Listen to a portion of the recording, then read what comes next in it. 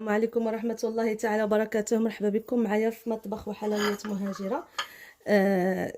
نتمنى تكونوا بخير وعلى خير. اليوم جيت نشارك معكم هاد التحلية اللي درتها بواحد الكيكة. كانت شاط ليا واحد الكيكة وقلت نصايب بها هاد التحلية مع الكريم، كتجي زوينة.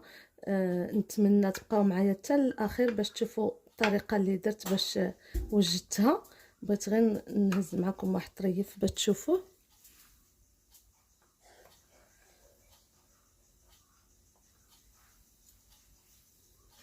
كما كتشوفوا راه فيها الطبقه ديال الكريم وطبقه ديال الكيك. نتمنى تبقاو كما قلت معايا حتى تشوفوا الطريقه والمقادير. فراه كتجي ساهله هاد التحليه. ممكن توجدوها يعني لوليداتكم ولا هكا في شهر رمضان راه جاي ان شاء الله. وممكن كما قلت تعوضوا الكيك بشي بسكوي، اي نوع بسكوي عندكم ممكن ديروه حتى هو كيجي زوين، ولا بلي بودوار. فهذه هي الكيكه اولا التحليه كما كتشوفوا.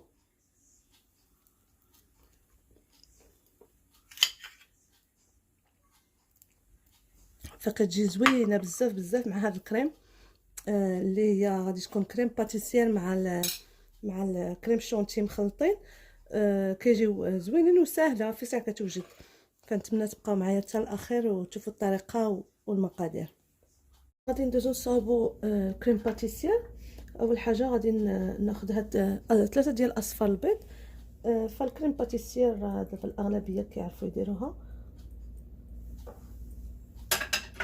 غادي نحتاج شويه د سنيده، ما غاديش نكتر حيت مازال غادي ندير الكريم شونتي وهي حلوه باش ما تجينيش هاد الكريمه حلوه بزاف. غندير غير واحد المعلقه كبيره ونزيدو واحد الفاني.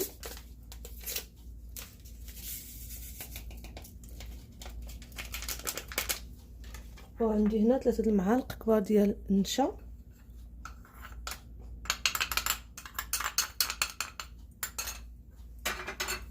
غادي نحاول نحرك هادشي مزيان.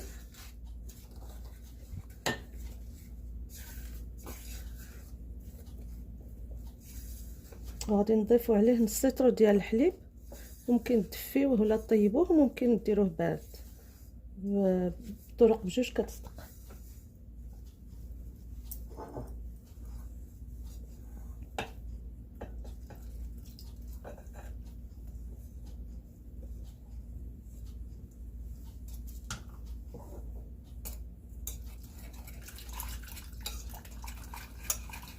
وراها غنديروها فوق البوطه.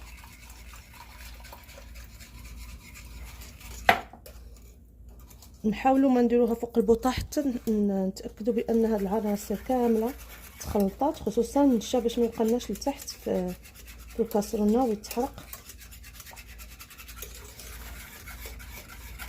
صافي دابا هنا من بعد ما خلطتها مزيان غنديرها فوق البوطه ومع التحريك حتى تعقد لي الكريمه. هنا صافي عقدات لي الكريم هكا بغيتها. غادي ناخذ واحد قياس معلقه كبيره ديال الزبده وغادي ندوبها فيها، نحركوها مزيان. دابا غادي نحولها في هذا البول.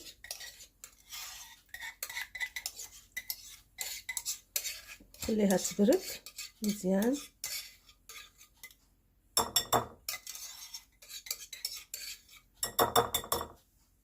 نغطيها بالبلاستيك ونخليها تبرد.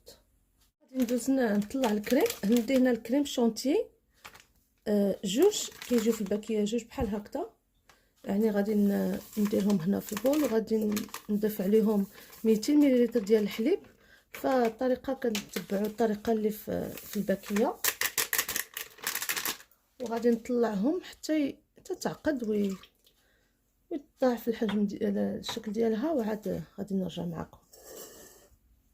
هنا الكريمه بدات كتطلع، كريم شونتي وكريم باتيسير راها بردات، راه حطيتها في الفريغو باش في ساعه تبرد. غادي نبقى نضيفو، حنا كنخلطو حتى نكملو هاد الكميه هذه.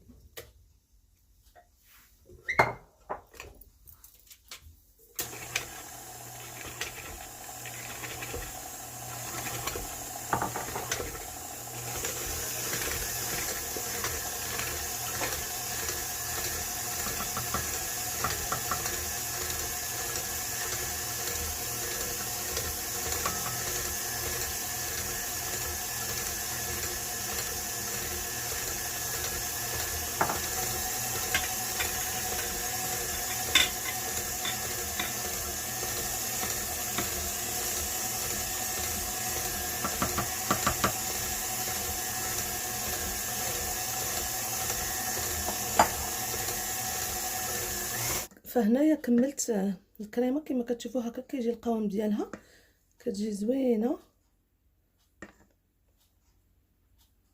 دابا غادي نديرها في الثلاجه على ما نقاد الكيك ديالي. ناخذ المول فاش غادي نمونطي هاد التحليه. كما قلت لكم هنايا عندي هاد الكيك، انا كانت شاط ليا حيت درت بها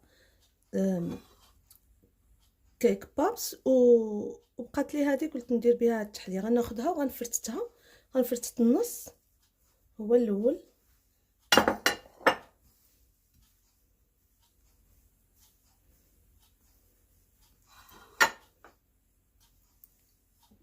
دابا غادي من بعد ما درت نص الكميه غادي ندوز نسقيها شويه بالحليب،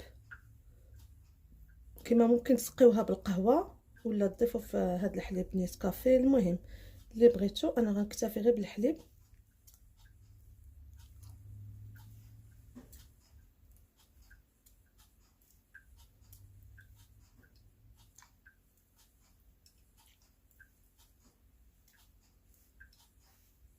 وغادي ندوز نديرو الكريمه ديالنا اللي وجدنا، نحاول نضغط عليها شويه.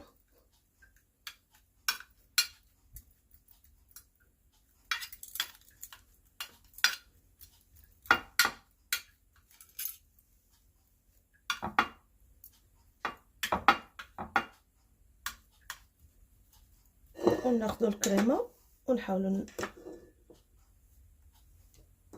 نحطوها فوقها هكذا.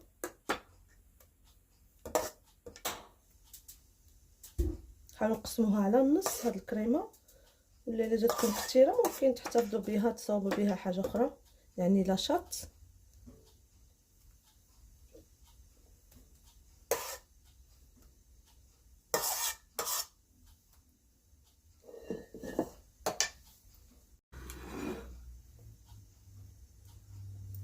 ممكن ديروها في بوش باش هكذا تجيكم ساهله، فانا درت غير بيدي.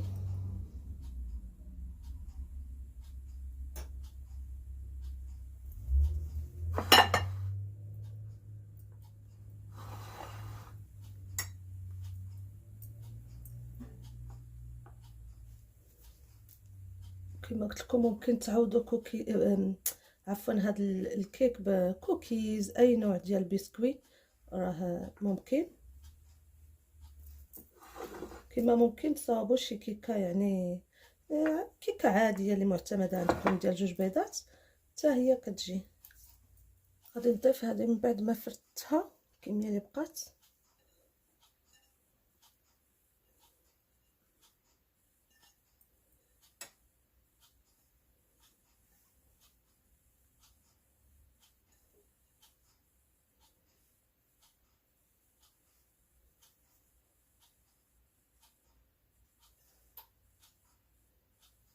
نحاول نسرحها هكذا مزيان باش تجي لنا الطبقه مقاده.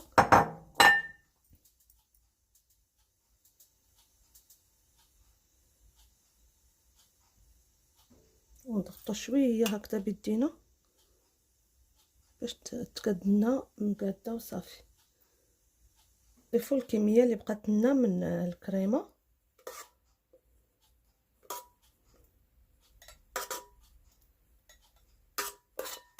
صافي ونحاولوا نسرحوها.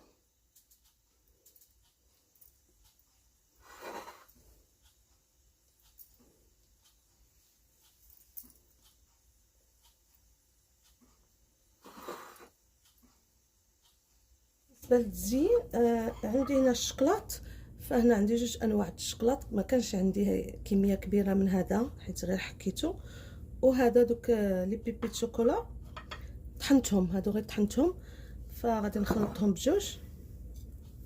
فهاد التزيين كيبقى اختياري، كل واحد شنو بغا يدير. ممكن ديروا كلاصاج بالشوكولات ولا اي حاجه، المهم شنو كاين عندكم. انا غادي نكتفي غير بهاد 2 انواع الشوكولات. كيما ممكن تخليوها هكذا.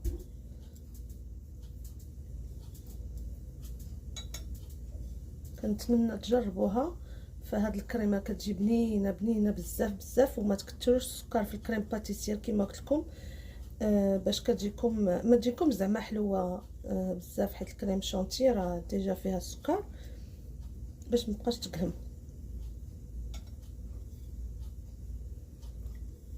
ممكن تعوضوهم حتى بلي بودوار بالكيكه، يعني تعوضوها بلي بودوار حتى هما غيجيو زوينين.